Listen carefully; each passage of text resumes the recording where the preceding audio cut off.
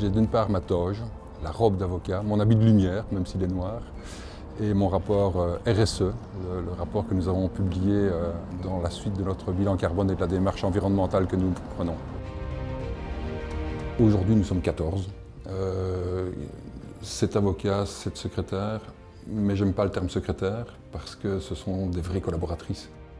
On fait partie d'une tribu, et ça se travaille tous les jours.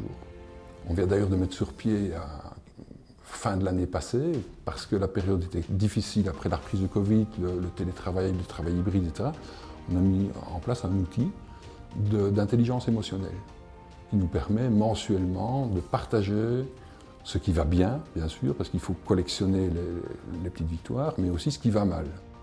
La bonne gouvernance en interne, c'est aussi des valeurs que l'on cultive. C'est de la responsabilité, c'est de la pérennité, ça rencontre le besoin de sécurité aussi. Chacun peut faire une carrière.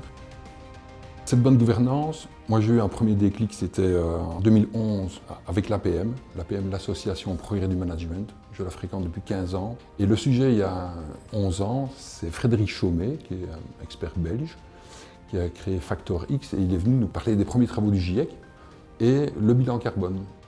On l'a fait pour une année de référence qui est 2019. On a comptabilisé toutes les émissions de toute l'activité du bureau et des collaborateurs externes, parce qu'on fait appel à des avocats à Bruxelles, à Arlon, à Neuchâtel ou en France. Donc c'est le scope 3 en fait. Qu'est-ce que ça donne en chiffres? Pour 2019, c'est 91 tonnes de CO2 équivalent émis pour une année complète. Le fait d'avoir fait le bilan carbone permet de faire des simulations. Et par exemple, le fait de faire 80 jours de télétravail par an et par personne et 1 jour par semaine de mobilité douce, donc venir en train, en bus, etc., par personne, permet de réduire de 11 tonnes. Les objectifs, c'était quoi? Diminuer de 10% les émissions en 2021 et 20% en 2025. J'ai eu la chance de rencontrer Michel Serres en 2007 à l'APM, c'était aussi un déclic. Il dit « Vous n'aurez pas d'autorité si vous ne faites pas grandir les autres ».